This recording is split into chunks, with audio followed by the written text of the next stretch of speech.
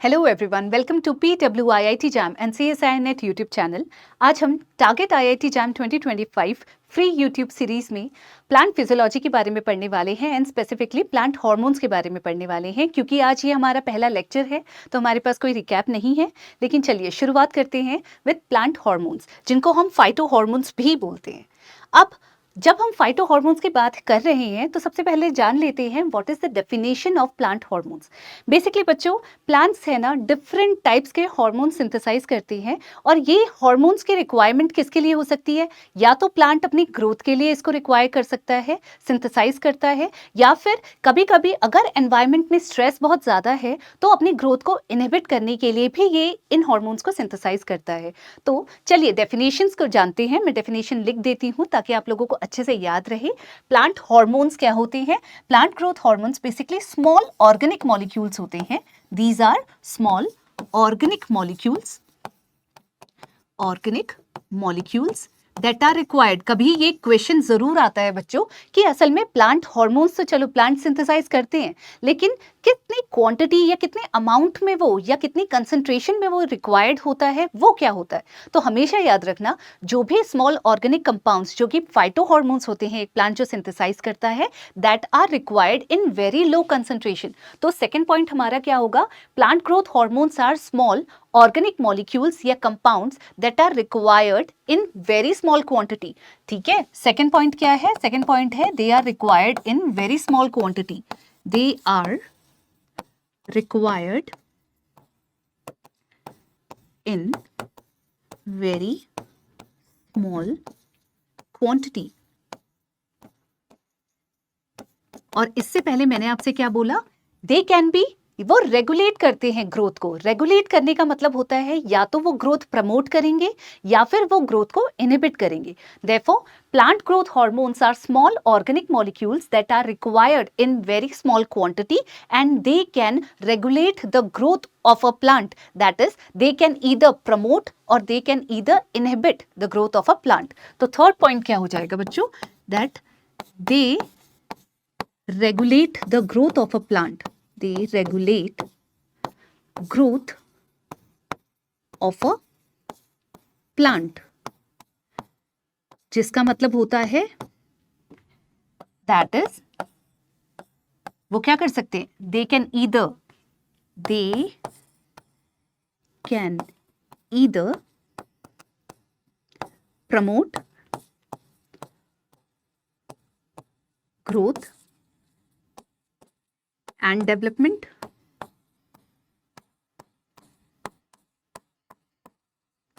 or inhibit growth of a plant।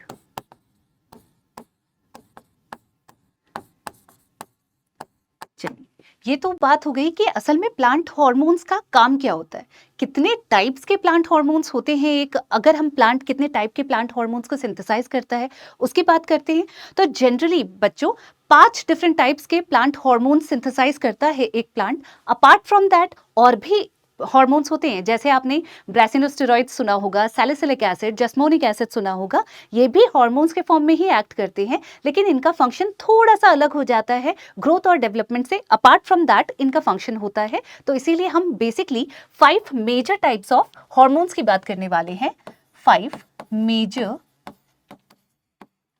Phyto hormones या फिर plant hormones की बात करने वाले हैं। हार्मोन्स की बात कर रहे हैं, जो कि फर्स्ट इज ऑक्सिन, इसके बारे में हम आज बहुत अच्छे से जानेंगे। Second is cytokinin. अब यूजुअली ऑक्सिन और साइटोकाइनिन को हम ज्यादातर बच्चों क्या करते हैं ना, कोरिलेट करके पढ़ते हैं। हम कोरिलेट करके क्यों पढ़ते हैं? क्योंकि ऑक्सिन सिंथेसाइज होता है शूट एपिकल मेरिस्टम में, लेकिन फंक्शन इसका होता है रूट के एलोंगेशन में या रूट के फॉर्मेशन में।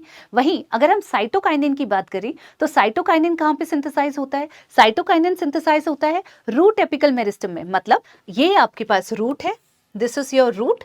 रूट में यहाँ पे जो रूट एपिकल मेरिस्टम होता है, एपिकल का मतलब क्या होता है? एपेक्स। ये आपका रूट का एपेक्स हो गया, तो यहाँ पे जो मेरिस्टम सेल्स प्रेजेंट होते हैं, मेरिस्टम क्या होता है बच्चों, मेरिस्टम ऐसे सेल्स होते हैं जो अनकंट्रोल मतलब जो डिवाइड कर सकते हैं, that have the ability to divide, वो कंटिन्यूस डिवीजन कर सकते हैं, रीजनरेट कर सकते हैं, वो होते हैं मेरिस्टमेटिक सेल्स।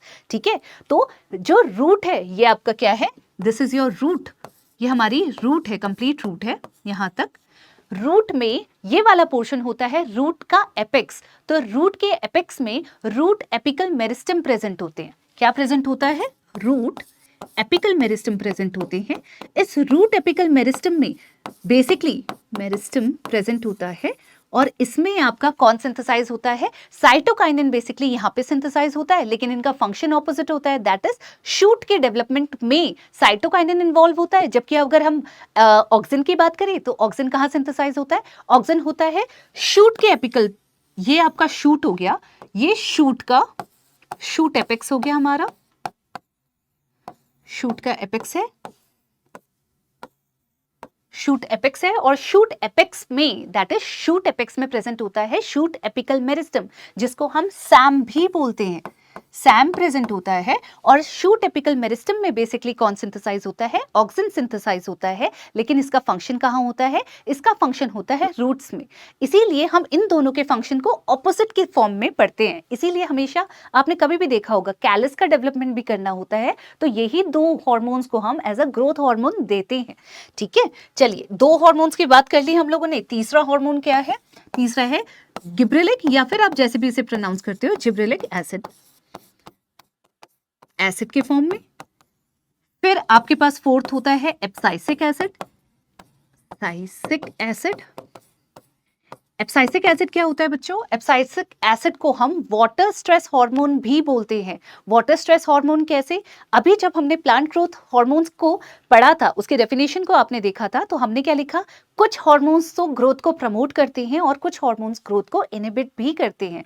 तो जो ग्रोथ को इनहिबिट करता है उसमें एक हार्मोन होता है एब्साइसिक एसिड, ये नेगेटिव रेगुलेशन का काम करते हैं। दैट इज अगर एनवायरमेंट में वाटर स्ट्रेस है, जैसे ड्रॉट टाइप कंडीशन है, तो कौन एक्टिवेट होगा, एब्साइसिक एसिड एक्टिवेट होगा। और एब्साइसिक एसिड जब एक्टिवेट होता है तो ये क्या करेगा, ये ग्रोथ को थोड़े टाइम के लिए क्या करेगा, जब तक अनफेवरेबल कंडीशन है तब तक उसको प्रमोट नहीं करेगा, इनहिबिट करके रखेगा। इसीलिए ये थोड़ा inhibitory type of plant growth regulator है। ठीक है, एब्साइसिक एसिड के बाद हम जिसकी बात करने वाले हैं उसको हम बोलते हैं फ्रूट राइपनिंग में बेसिकली वो इन्वॉल्व होता है, दैट इज इथाइलिन। इथाइलिन क्या है, इथाइलिन एक टाइप का गैसियस हार्मोन है। जैसे में हमने एब्साइसिक एसिड को क्या बोला, वाटर स्ट्रेस हार्मोन, ये बेसिकली वाटर स्ट्रेस हार्मोन है। जैसे आपने यूजुअली हम जब एब्साइसिक एसिड के बारे में पढ़ेंगे, थोड़ा ब्रीफिंग कर देती हूँ। एब्साइसिक एसिड क्या प्रमोट करता है, स्टोमाटा, जो प्लांट में लीव्स में स्टोमाटा प्रेजेंट होते हैं उसकी क्लोजिंग को प्रमोट करता है। ठीक है, क्लोजिंग को प्रमोट करना मतलब आप जानते हो स्टोमाटा किसके लिए इन्वॉल्व होते हैं, उनका फंक्शन क्या होता है, गैसियस एक्सचेंज करने का प्लस ट्रांसपिरेशन को कैरी आउट करने का। लेकिन जब एब्साइसिक एसिड की कंसेंट्रेशन हाई होती है तो स्टोमाटा बंद होते हैं, क्लोज होना स्टार्ट करते हैं। क्यों, क्योंकि ट्रांसपिरेशन में आपका लॉस ऑफ वाटर होता है in the form of water vapour, और उस वाटर के लॉस को अब आप ही जानते हो, वाटर स्ट्रेस है तभी तो एब्साइसिक एसिड एक्टिवेट हुआ है, सिंथेसाइज हुआ है। अगर वाटर ऑलरेडी वाटर स्ट्रेस है तो और ज्यादा पानी अगर लॉस होगा प्लांट से तो वो तो गलत हो जाएगा प्लांट के लिए, राइट, उसकी ग्रोथ पे इफेक्ट पड़ेगा उस चीज का। तो उस चीज को इनहिबिट करने के लिए एब्साइसिक एसिड क्या करता है, वाटर लॉस को प्रिवेंट करने के लिए स्टोमाटा को बंद कर देता है। इसीलिए बोलते हैं एब्साइसिक एसिड किसमें इन्वॉल्व होता है, in promoting closure of stomata. अब लास्ट है इथाइलिन। इथाइलिन को हमने क्या बोला, इथाइलिन होता है गैसियस हार्मोन। इथाइलिन क्या है, हमारा गैसियस हार्मोन है, गैसियस हार्मोन, जिसका काम मेजॉरिटी केस में क्या होता है, फ्रूट की राइपनिंग के लिए भी होता है। इसको भी कभी कुछ कुछ मामलों में नेगेटिव रेगुलेटर के फॉर्म में भी पढ़ते हैं हम लोग, वो हम पढ़ेंगे जब इसकी बारी आएगी। आज हम शुरू करने वाले हैं ऑक्सिन से। ऑक्सिन को बहुत अच्छे से पढ़ने वाले हैं बच्चों, क्या इनका फिजियोलॉजिकल फंक्शन होता है उसको भी हम लोग जानेंगे। चलिए अब शुरू करते हैं ऑक्सिन। ऑक्सिन क्या है, ऑक्सिन बेसिकली एक ग्रीक वर्ड ऑक्सीन से डिराइव हुआ था। तो ये ऑक्सिन क्या है, बेसिकली ये एक ग्रीक वर्ड से डिराइव हुआ था जो था ऑक्सीन।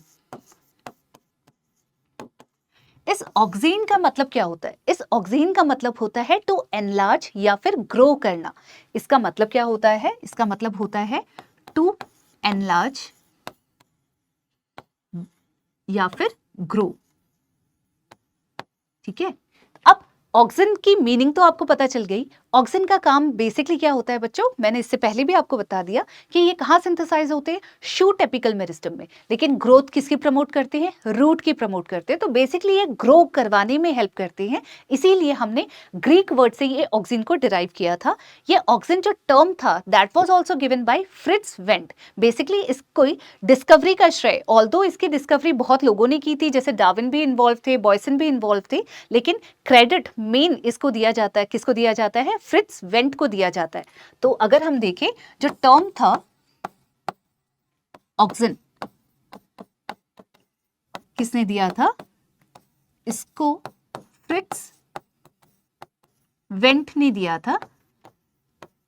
और इसके बारे में भी ज्यादा किसने अच्छे से एक्सपेरिमेंटल जेलेटिन को यूज करके ऑक्सिन का एक्सपेरिमेंट कैरी आउट किया था फ्रिट्ज वेंट ने, व्हाइल ही वाज स्टडिंग। क्या पढ़ रहे थे फ्रिट्ज वेंट? फ्रिट्ज वेंट पढ़ रहे थे एलोंगेशन। जो आपका ओट है, ओट सब खाते हैं राइट, ओट को बोला जाता है एविना sativa.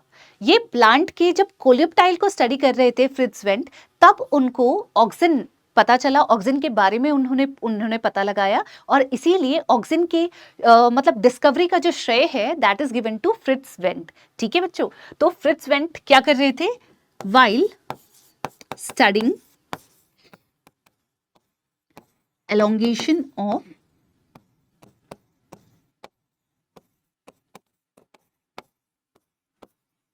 coleoptile tip of oat plant। Oat plant का साइंटिफिक नेम क्या है? हो सकता है जब आप क्वेश्चन सॉल्व करो बच्चों, तो ओट का ओट ना लिखा हो और इसके बदले इसका साइंटिफिक नेम लिखा हो, तो साइंटिफिक नेम क्या होता है ओट का? Scientific name is एविना sativa. एविना sativa, sativa.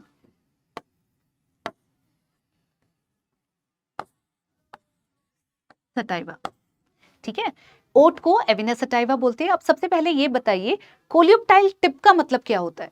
Coleoptile basically क्या होती है बच्चों? ये एक प्रोटेक्टिव शीट लाइक कवरिंग होती है। जैसे मान लो ये बीज था, बीज में से जब एक पहला पत्ता आया आपका, ये फर्स्ट प्राइमरी लीफ है। ये क्या है? ये प्राइमरी लीफ है। सीड में से प्राइमरी लीफ क्या होती है? प्राइमरी लीफ होती है वो पहला पत्ता जो सीड में से निकलता है, दैट इज प्राइमरी लीफ। इस प्राइमरी लीफ के बाहर पे एक प्रोटेक्टिव कवरिंग होती है जिसको हम बोलते हैं कोलियोप्टाइल। ठीक है, उसको क्या बोलते हैं बच्चों? उसको बोलते हैं कोलियोप्टाइल। तो इसके ही बाहर मैंने एक प्रोटेक्टिव शीट जैसी कवर कर दी है। आप मान लो this protective sheet is coleoptile. ठीक है, तो अगर आपसे कोई पूछे, क्योंकि आपको पता होना चाहिए, हम कोई भी डेफिनेशन यहाँ लिख रहे हैं, कोई भी वर्ड यूज कर रहे हैं, उसकी मीनिंग आपको पता होनी चाहिए। What is coleoptile? अगर हम कोलियोप्टाइल को यहाँ लिखे तो coleoptile is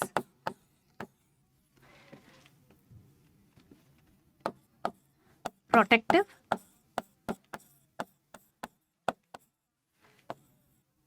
sheet like covering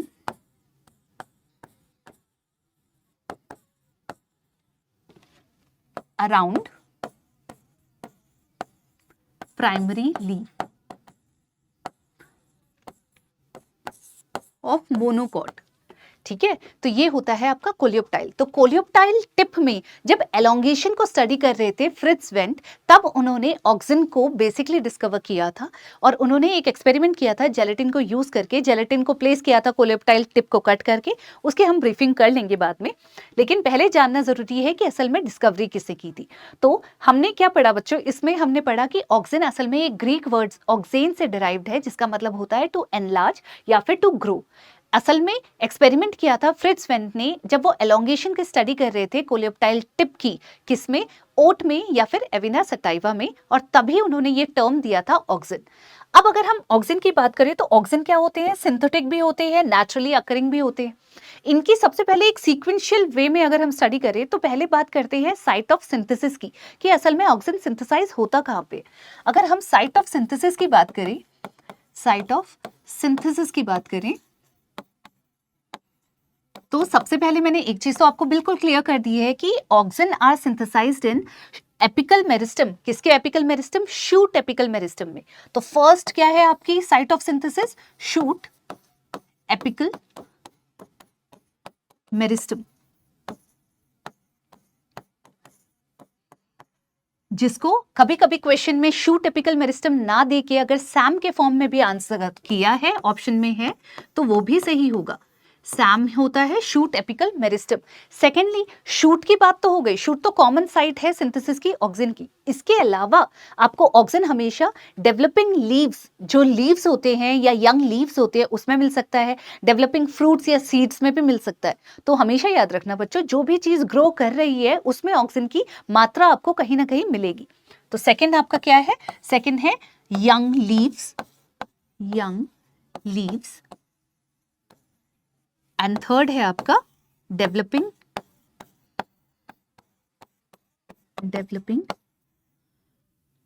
fruits and seeds. ये हो गई साइट ऑफ सिंथेसिस। अब साइट की बात हो गई है तो कभी भी जब भी आप जैम का एग्जाम देंगे तो हमेशा एक क्वेश्चन अगर ऑक्सिन से आया तो क्या आएगा? नेचुरली अकरिंग ऑक्सिन्स का एग्जाम्पल क्या है और सिंथेटिक या फिर आर्टिफिशियल ऑक्सिन्स का एग्जाम्पल क्या है, उसकी भी बात कर लेते हैं बच्चों। यूजुअली ऑक्सिन जब सिंथेसाइज होता है, नेचुरली अगर हम बात करें, आर्टिफिशियली भी यूज करते हैं उसको, उसका सिंथेसिस होता है, लेकिन नेचुरली की अगर हम बात करें तो फ्यू एग्जाम्पल्स आपको हमेशा नोट डाउन करनी है, that are naturally occurring auxins, naturally occurring auxins. इसमें सबसे कॉमन एग्जांपल है आपका IAA, that is indole 3 acetic acid. सबसे कॉमन है बच्चों, इसके ऊपर डेफिनेटली क्वेश्चन आता है। तो नेचुरली अकरिंग ऑक्सिन्स में हमारा सबसे पहला एग्जांपल क्या होता है? IAA। What is IAA? IAA होता है इंडोल 3 एसिटिक एसिड। अब ये इंडोल 3 एसिटिक एसिड बनता कैसे है उसका हम पूरा बायोसिंथेसिस जानेंगे अभी, पर पहले आप एग्जांपल्स नोट कर लो। इंडोल 3 एसिटिक एसिड,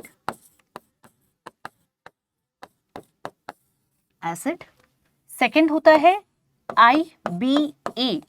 अब आपको इजी वे क्या है? I से स्टैंड करेगा इंडोल, B से स्टैंड होगा ब्यूटायरिक और A एसिटिक एसिड। ठीक है, तो ये क्या होगा? Indole 3, this will be indole 3 butyric acid, butyric acid. दो एग्जाम्पल तो ये हो गए। तीसरा एग्जाम्पल क्या होता है बच्चों? एक 3-4 हम एग्जाम्पल्स पढ़ने वाले हैं। एक होता है IPA। अब IPA क्या है? IPA is indole 3 propionic acid. वो भी एक नेचुरली अकरिंग ऑक्सिन होता है। क्या पता इन चारों में से सबसे ज्यादा कॉमन जो आस्क्ड क्वेश्चन है जब नेचुरली ऑक्सिन पे आता है, करेक्ट आंसर हमेशा IAA होता है। ठीक है, तो याद रखना है आप लोगों को ये IPA is indole 3 propionic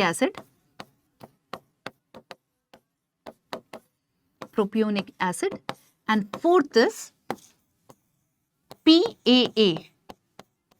PAA stands for phenyl acetic acid.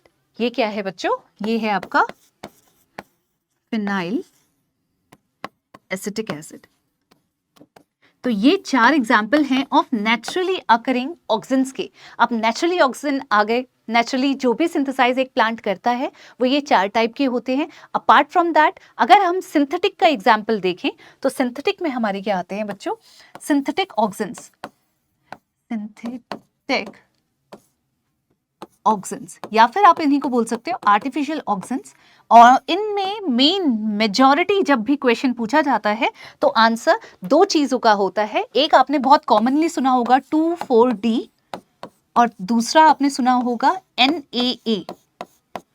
NaA क्या है? नेप्थलीन बोलो या नेप्थाइल, कहीं कहीं लिखा होता है नेप्थलीन एसिटिक एसिड। और 2,4-D क्या है? 2,4 डाइक्लोरोफिनॉक्सी एसिटिक एसिड। 2,4-D क्या है? 2,4 डाइक्लोरोफिनॉक्सी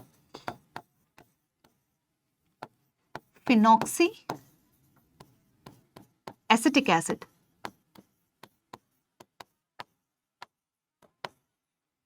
और NaA है नैप्थलीन एसिटिक एसिड। तो दो एग्जाम्पल बच्चों artificial that is synthetic oxygen के ऊपर आते हैं, वो ये दो हैं। तो कभी भी आपसे क्वेश्चन पूछा जाए तो आपको 2,4-D का नाम बहुत अच्छे से याद रखना है, इस पर डेफिनेटली क्वेश्चन आता है। मैंने 2-3 बार आपको रिपीटेडली ये चीज बोल दी है। अब क्या क्या जान लिया हमने ये देख लिया कि साइट ऑफ सिंथेसिस क्या होती है। एपिकल शूट मेरिस्टम हो गया, यंग लीव्स हो गए, डेवलपिंग फ्रूट्स एंड सीड्स हो गए। नेचुरली अकरिंग ऑक्सीजन्स में आप लोगों ने इंडोल 3 एसिटिक एसिड देखा, IBA देख लिया indole 3 butyric acid, IPA indole 3 propionic acid and phenyl acetic acid. ये चार आपके नेचुरली अकरिंग है। आर्टिफिशियल या सिंथेटिक में 2,4-D and NaA are synthetic auxins. अब सिंथेटिक हो गया बच्चों, अब बात करते हैं बायोसिंथेसिस की। बायोसिंथेसिस से भी पहले आपके असल में एक सेल में कौन सी वो साइट होती है, साइटोसोल होता है या कोई ऑर्गेनल होता है जिसके अंदर आपका ऑक्सीजन सिंथेसाइज होता है। तो हमेशा याद रखना साइटोसोल में बेसिकली ऑक्सीजन का सिंथेसिस होता है। अगर हम बायोसिंथेसिस की बात करें बच्चों, सबसे पहले हम किसकी बात करते हैं? Biosynthesis of oxygen. आपको ये तो पता होना चाहिए, हम जब प्लांट हार्मोन्स की बात कर रहे हैं तो बायोसिंथेसिस की तो बात आएगी ही आएगी। और बायोसिंथेसिस में भी हम जब साइट फिर बात करें, साइट की, शूट एपिकल मेरिस्टम बोला। मेरिस्टम क्या है? मेरिस्टम तो एक सेल है। सेल के अंदर कहाँ पे आपका ऑक्सीजन सिंथेसाइज होता है? तो हमेशा याद रखना लोकेशन सिंथेसिस की कहाँ होती है? लोकेशन ऑफ सिंथेसिस जो बायोसिंथेसिस होता है वो कौन सी होती है बच्चों? लोकेशन ऑफ बायोसिंथेसिस हमेशा आपकी होती है साइटोसोल। लेकिन ये भी किस पे डिपेंड करेगा? ये डिपेंड करेगा असल में पाथवे कैसे चल रहे हैं, क्योंकि जब हम ऑक्सीजन के पाथवे की बात करते हैं तो 4 डिफरेंट टाइप ऑफ पाथवे चलते हैं। हमारे लिए जो इंपॉर्टेंट है वो इंडोल 3 पायरुविक एसिड का ही है, तो हम वो ही पढ़ेंगे। लेकिन उसके अलावा कभी कभी क्लोरोप्लास्ट के प्लास्टिड में भी आपका ऑक्सीजन सिंथेसाइज होता है और साइटोसोल भी। लेकिन मेजॉरिटी केस में कहाँ पे सिंथेसाइज होता है? हमेशा साइटोसोल में सिंथेसाइज होता है आपका ऑक्सीजन। अब बायोसिंथेसिस की बात हो रही है तो भैया ऑक्सीजन है, ऑक्सीजन किसी से तो बनेगा, कोई तो उसका प्रिकर्सर होगा। तो असल में ऑक्सीजन का असल में प्रिकर्सर क्या होता है जिसमें से वो निकालते हैं? नेक्स्ट आपका IIT जैम का क्वेश्चन, मैंने 3 पार्ट में आपको क्वेश्चंस बता दिए बच्चों। सबसे पहले तो ऑक्सीजन का सिंथेसिस कहाँ होता है? एपिकल शूट मेरिस्टम में मेन साइट है जहां पे सिंथेसिस होता है। लोकेशन हो गई साइटोसोल, लेकिन साइट क्या हो गई? मेरिस्टम, वो भी शूट एपिकल मेरिस्टम। सेकेंड हो गया आर्टिफिशियल ऑक्सीजन्स या फिर नेचुरली अकरिंग ऑक्सीजन्स पे आपका क्वेश्चन आ सकता है।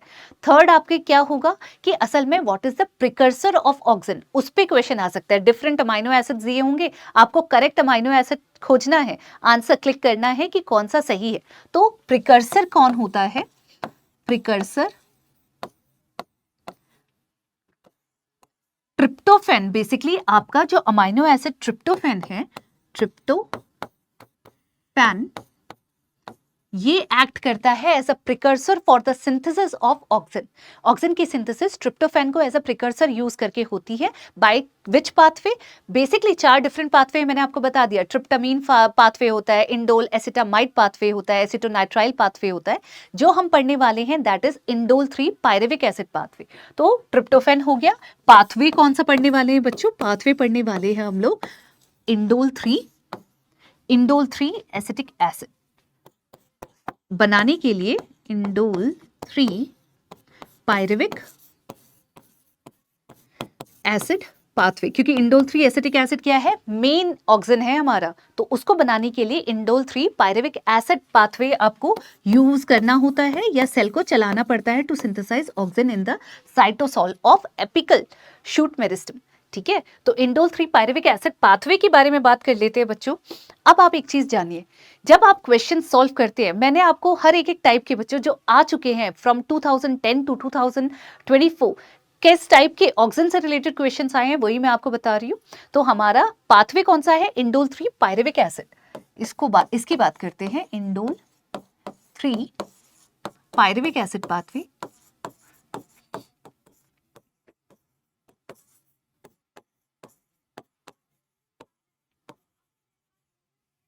Indole 3 pyruvic acid pathway. अब सबसे पहले बात तो आपको पता ही चल गया कि ट्रिप्टोफैन आपका प्रिकर्सर है, तो हम किसको यूज करेंगे? We'll use tryptophan as a precursor. आपके पास जब ट्रिप्टोफैन होता है, सबसे पहले ट्रिप्टोफैन आपका कन्वर्ट होता है। हम सीधे से पहले रिएक्शन लिख लेते हैं, उसके बाद मैं एंजाइम्स बताऊंगी कौन इन्वॉल्व होते हैं।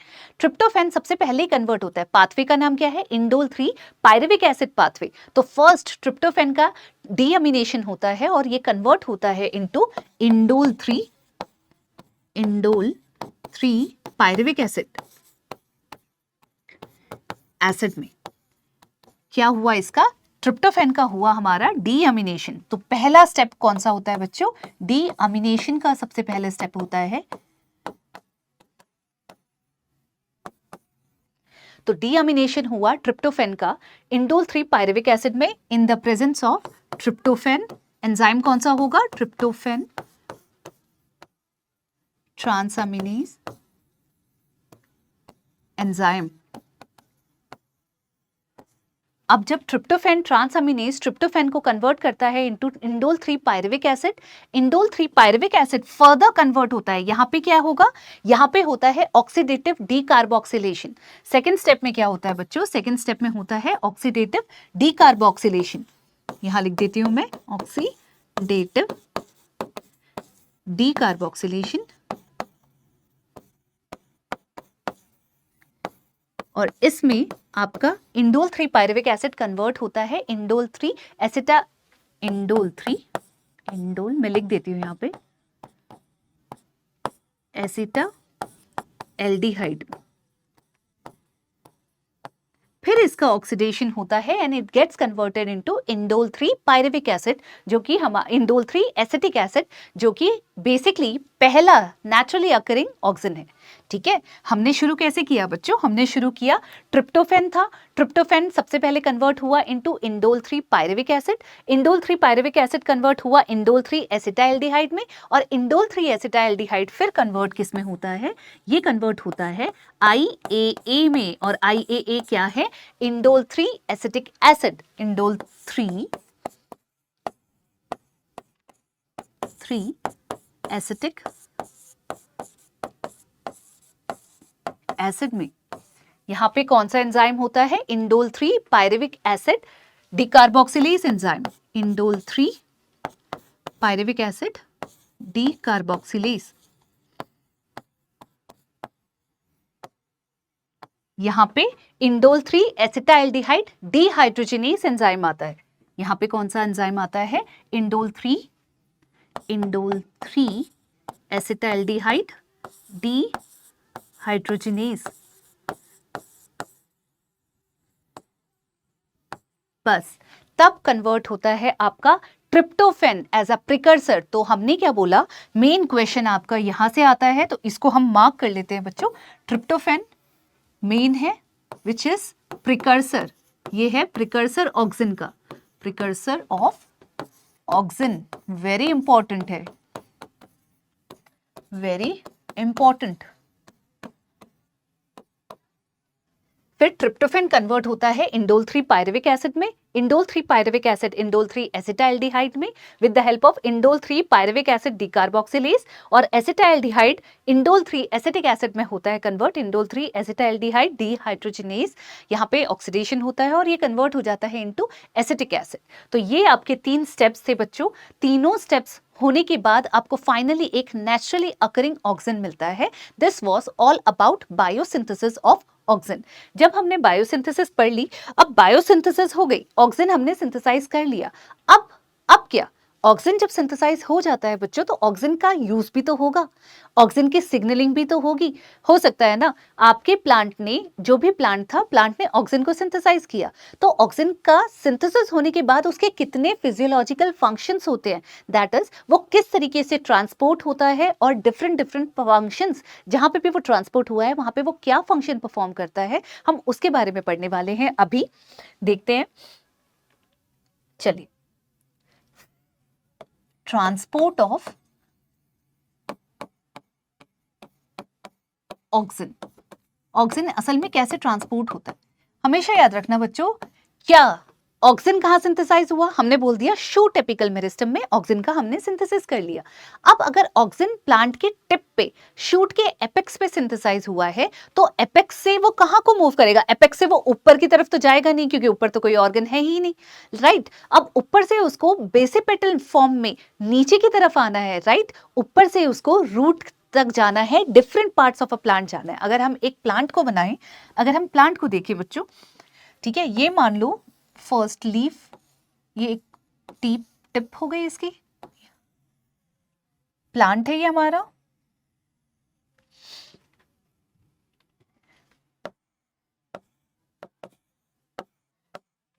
ये रूट्स है, राइट? ये रूट्स हो गई आपकी। अब रूट्स यहां है,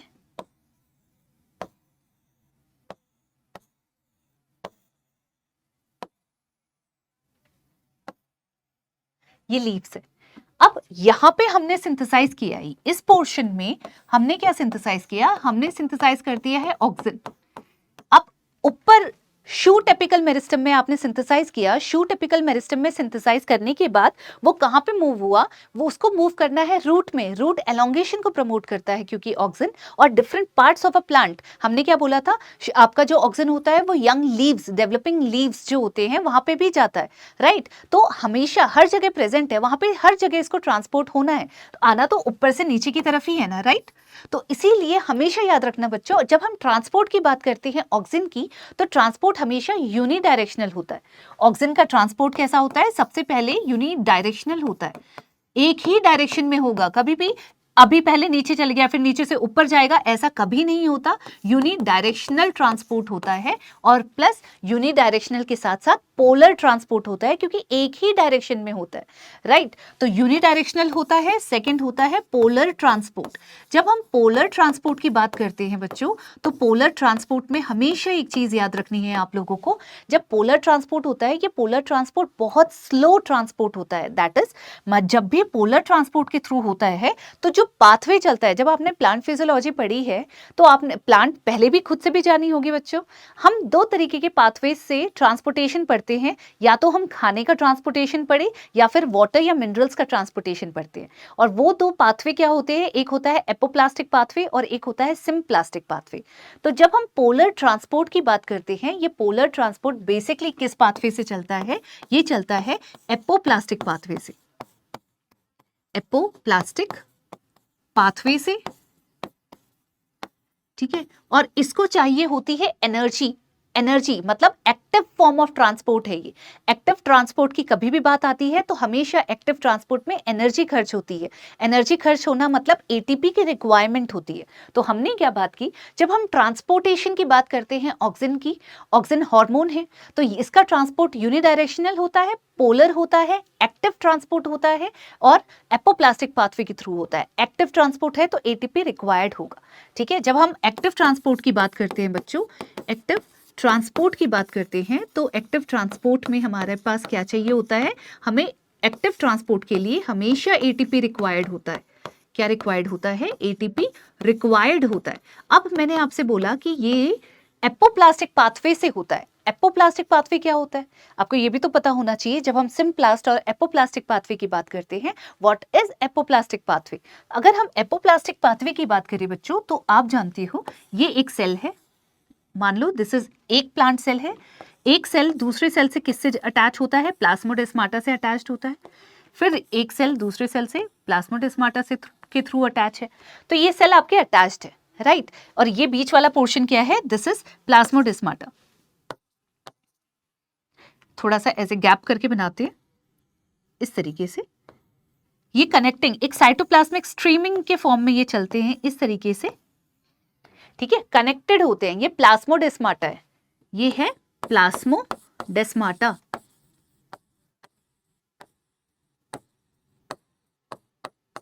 बाहर आपकी प्लाज्मा मेम्ब्रेन है। इसके बाद एक लेयर होती है जिसको हम सेल वॉल बोलते हैं, ये सभी आपको पता होगा, राइट? इस तरीके से। तो जब आपका ट्रांसपोर्ट होता है, जब आपके मिनरल्स का ट्रांसपोर्ट हो गया, वाटर का ट्रांसपोर्ट हो गया, या कोई भी कंपाउंड का जब ट्रांसपोर्टेशन होता है, अगर वो इन बिटवीन सेल से होता है, मतलब थ्रू सेल, ये आप देख रहे हो सेल वॉल के थ्रू हो रहा है, यहां से बीच बीच से हो रहा है, लेकिन सेल के अंदर नहीं जा रहा, ठीक है, सेल के अंदर नहीं हो रहा है। इंटर मतलब जो स्पेसेस है बीच में, सेल के बीच के जो स्पेसेस है, उन स्पेसेस से आपका वो भी कंपाउंड क्या हो रहा है, उसका ट्रांसपोर्टेशन हो रहा है, उसको बोला जाता है एपोप्लास्टिक पाथवे। ठीक है बच्चों, वो होता है एपोप्लास्ट, ये पोर्शन है एपोप्लास्ट जहां से आपका ट्रांसपोर्टेशन हो रहा है इन बिटवीन सेल से सेल वॉल के थ्रू, वो transportation is known as apoplastic pathway. अगर सिंप्लास्टिक की बात होती तो आपका कैसे जाता मटेरियल, मटेरियल जाता इन बिटवीन सेल से, इस तरीके से सेल के बीच बीच से थ्रू प्लाज्मोडेस्माटा क्रॉस होता और पास होता। जब सेल के अंदर से जाता है कोई भी चीज, उसको हम बोलते हैं सिंप्लास्ट पाथवे। एपोप्लास्ट पाथवे होता है इंटरसेलुलर, बाहर बाहर की जगह से सेल वॉल के थ्रू आपका ट्रांसपोर्टेशन होना किसी भी कंपाउंड का। तो हमारा पोलर ट्रांसपोर्ट होता है एपोप्लास्टिक पाथवे से होता है, एक्टिव ट्रांसपोर्ट होता है। पोलर ट्रांसपोर्ट हमेशा याद रखना बच्चों स्लो ट्रांसपोर्ट है। ये कैसा ट्रांसपोर्ट है, ये स्लो ट्रांसपोर्ट है। और स्लो ट्रांसपोर्ट को हम क्या बोलते हैं, यूजुअली स्लो है मतलब लगभग 3 मिलीमीटर आर, इतना चलता है, ये इतना ज्यादा स्लो प्रोसेस है।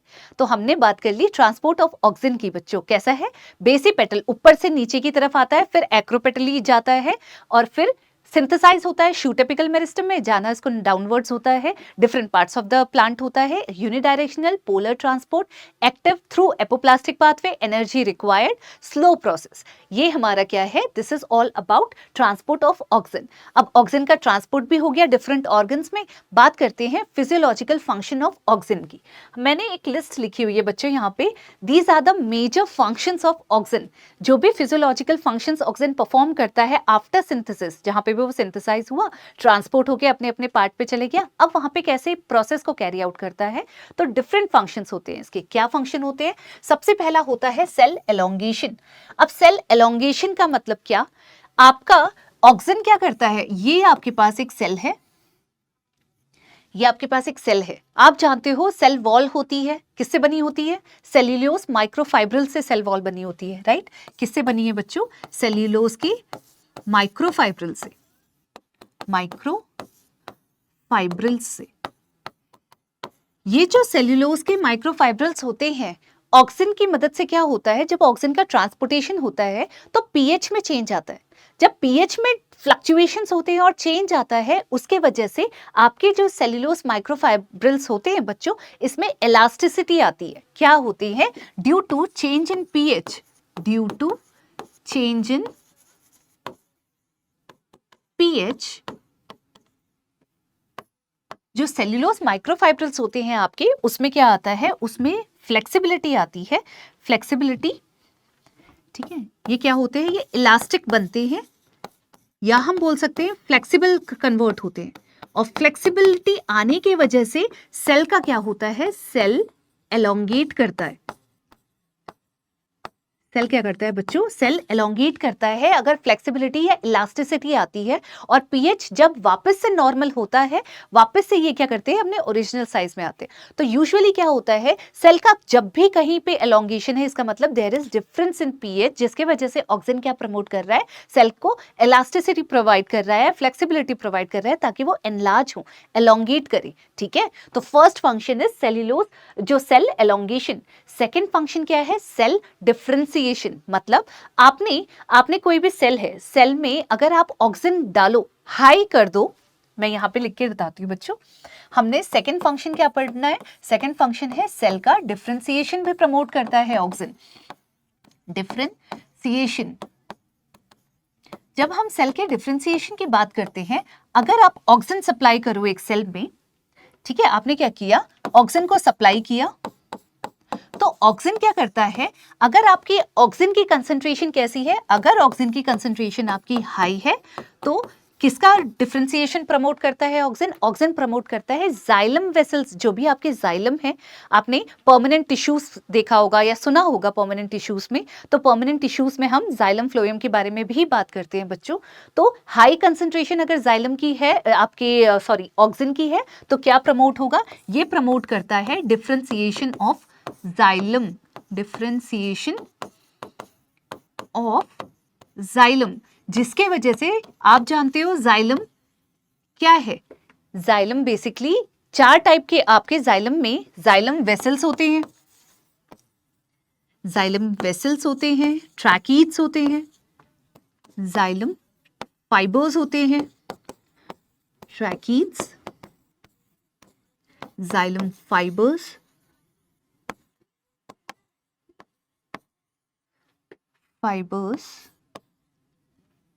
और जाइलम पैरेन्काइमा। तो जब भी आप जाइलम की ये ऑक्सिन की कंसंट्रेशन को हाई करते हो, जाइलम का डिफरेंशिएशन होता है into xylem vessels, xylem tracheids, xylem fibres and xylem parenchyma. और अगर ऑक्सिन की कंसंट्रेशन आपकी कम है, अगर हम ऑक्सिन की कंसंट्रेशन कम रखते हैं, ऑक्सिन कंसंट्रेशन लो है, तब आपके फ्लोएम डिफरेंशिएट करते हैं। तो फ्लोएम अगर डिफरेंशिएट करेंगे तो कैसे बनेंगे? फ्लोएम डिफरेंशिएट करेगा इनटू, फिर 4 टाइप के ही होते हैं ये भी, डिफरेंशिएट इनटू, फर्स्ट हो गया आपका phloem parenchyma, phloem parenchyma. Parenchyma क्या होते हैं? लिविंग सेल्स होते हैं। Phloem parenchyma, sieve cells, companion cells,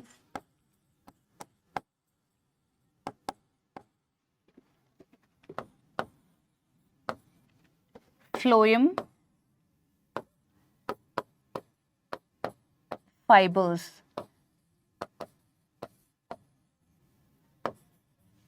ठीक है, तो इस तरीके से ऑक्सिन किस में हेल्प करता है बच्चों? ऑक्सिन हेल्प करता है डिफरेंशिएशन में। अगर आप किसी भी चीज में ऑक्सिन की कंसंट्रेशन, अगर कोई भी एक्सप्लांट है या किसी भी आप एक्सपेरिमेंट कंडक्ट कर रहे हो, ऑक्सिन की कंसंट्रेशन अगर आप हाई देखोगे तो उसमें डिफरेंशिएशन होता है जाइलम का into xylem vessels, xylem tracheids, xylem fibres and xylem parenchyma.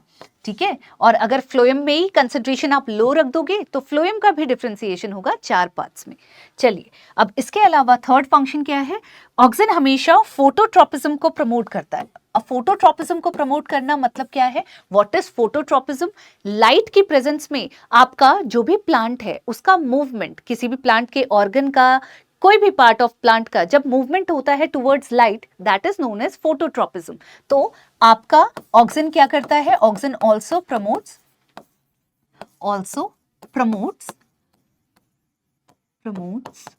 Phototropism.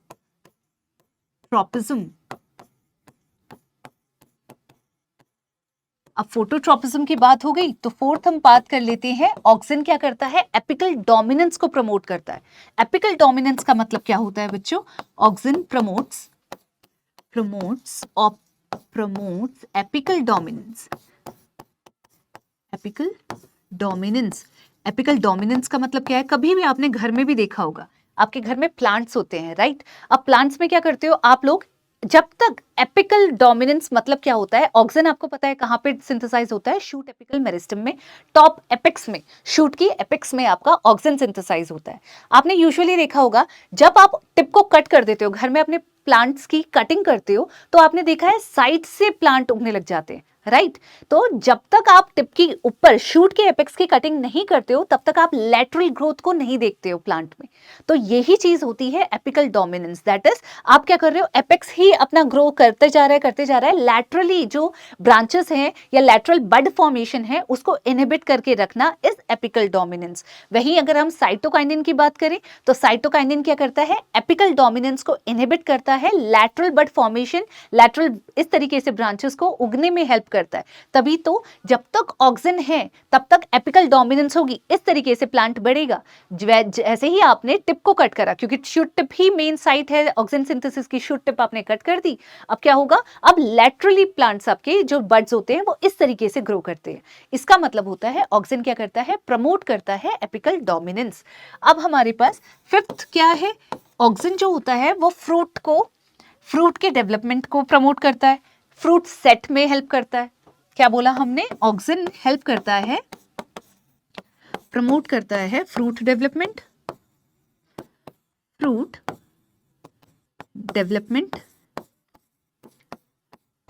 Set, fruit development हो गया, फ्रूट सेट फ्रूट सेट का मतलब क्या होता है? तो फ्रूट सेट मतलब क्विसेंट ओवरी डेवलप कन्वर्ट होती है into developing fruit. Fruit set की डेफिनेशन लिख लेते हैं। जो क्विसेंट ओवरी होती है, क्विसेंट ओवरी होती है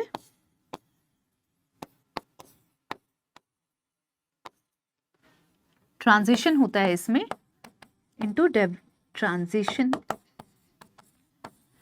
इनटू डेवलपिंग फ्रूट।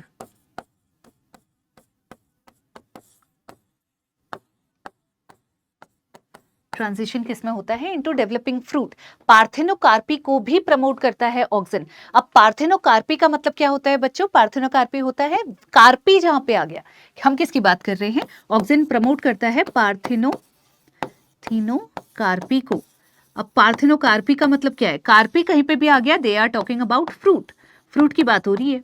अब कार्पी है तो ऑक्सिन क्या करता है? विदाउट फर्टिलाइजेशन फ्रूट का डेवलपमेंट प्रमोट करता है, that is development of fruit without fertilization, development of fruit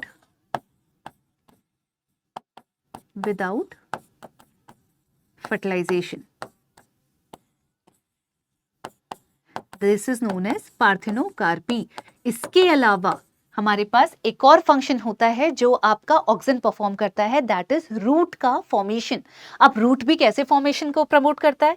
sixth और लास्ट जो फंक्शन है हमारा, ऑक्सिन क्या करता है? ऑक्सिन प्रमोट करता है fruit, auxin promotes root formation, root formation. अब रूट फॉर्मेशन भी कैसे बच्चों? रूट फॉर्मेशन मतलब ऑक्सिन क्या करेगा? होता कहाँ है? हमेशा यही वो इंपॉर्टेंट पॉइंट है जो हम ऑक्सिन और साइटोकाइनिन में डिफरेंशिएट करने के लिए यूज करते हैं। ऑक्सिन सिंथेसाइज होता है, ऑक्सिन का सिंथेसिस कहाँ होता है? ऑक्सिन का सिंथेसिस होता है आपके शूट एपिकल मेरिस्टम में। अब मैं सैम अगर लिख रही हूं तो सैम का मतलब क्या है? Shoot apical meristem. होता यहाँ पे है लेकिन काम कहाँ करता है? रूट की डेवलपमेंट में, रूट फॉर्मेशन में, ठीक है, इज इन्वॉल्व्ड किसमें होता है? रूट फॉर्मेशन में। और रूट भी कैसे रूट फॉर्मेशन में? मान लो आपकी स्टेम है, कहीं ये आपकी स्टेम है, कहीं से कहीं अगर स्टेम में से एडवेंटिशियस रूट निकालने, स्टेम में से मान लो यहाँ पे रूट्स आ गए, तो ये जो एडवेंटिशियस रूट होता है उनकी डेवलपमेंट को भी कौन प्रमोट करता है? ऑक्सिन। तो ये ऑक्सिन क्या कर रहा है? ऑक्सिन प्रमोट करता है adventitious root formation, adventitious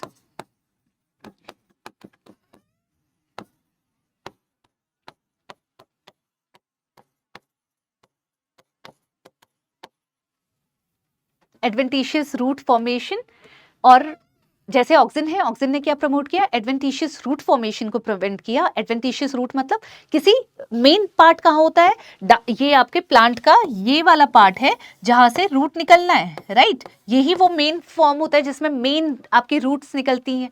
apart from जो मेन साइट है उसको छोड़ के कहीं और से, जैसे किसी डिफरेंट ऑर्गन या पार्ट से ऑफ अ प्लांट रूट अगर निकलता है, दैट आर नोन एज आपके एडवेंटिशियस रूट कहलाते हैं, ठीक है?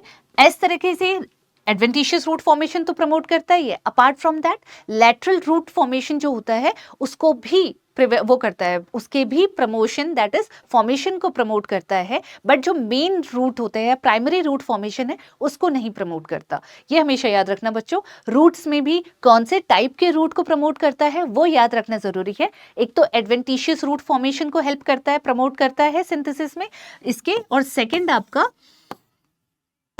लैटरल रूट फॉर्मेशन को भी, लैटरल रूट फॉर्मेशन।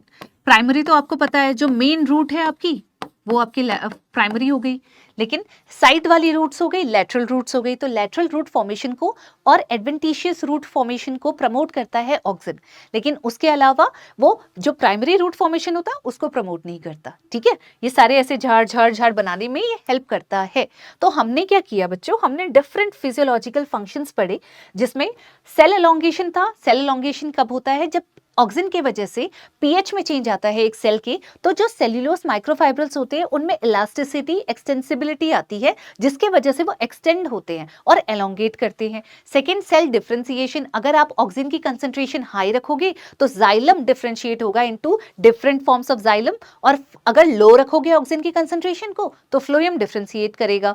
फिर अगर हम रूट फॉर्मेशन में देखें तो मैंने आपको बता दिया एडवेंटिशियस और लैटरल रूट फॉर्मेशन में हेल्प करता है ऑक्सिन। उसके अलावा फोटोट्रोपिज्म ऑब्वियस है, जब ऑक्सिन का डिस्कवरी हुई तो उसके फोटो जो कोलियोप्टाइल टिप थी, क्लियोप्टाइल टिप, उसकी सनलाइट की तरफ जो बेंडिंग हो रही थी उस पे डिपेंड हुआ, उससे पता चला कि असल में एक सब्सटेंस है which is promoting this phototropism, that is bending of any part of a plant towards light.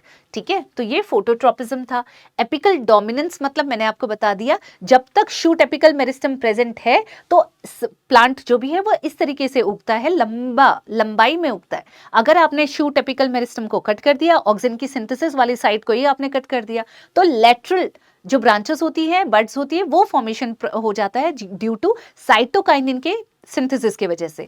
ठीक है, फिर आता है फ्रूट डेवलपमेंट, फ्रूट सेट या पार्थेनोकार्पी, मैंने आपको बता दिया। मतलब फ्रूट की डेवलपमेंट, अगर क्विसेंट है, जो dormant type of fruit present है, उसको भी जो बन नहीं पा रहा था फ्रूट, अब वो क्या होगा, ऑक्सिन की अगर कंसंट्रेशन हाई हुई तो वो फ्रूट बनेगा। इस तरीके से हमने डिफरेंट फंक्शंस पढ़ लिए बच्चों ऑक्सिन के। तो यहाँ हमारा ऑक्सिन पूरा चैप्टर खत्म होता है, तो हमने ऑक्सिन के बारे में जान लिया। आई होप आपको समझ में आया होगा। इससे रिलेटेड अगर कोई भी क्वेरीज होंगी बच्चों तो आप कमेंट बॉक्स में टाइप कर सकते हैं। कुछ भी ऑक्सिन से रिलेटेड आपको लगता है जो आपको समझ नहीं आया है या समझना और चाहते हो, आप उसको बिल्कुल टाइप करके अपनी क्वेरीज डाल सकते हैं। हम लोग कोशिश करेंगे उसको करवाने की। Thank you so much.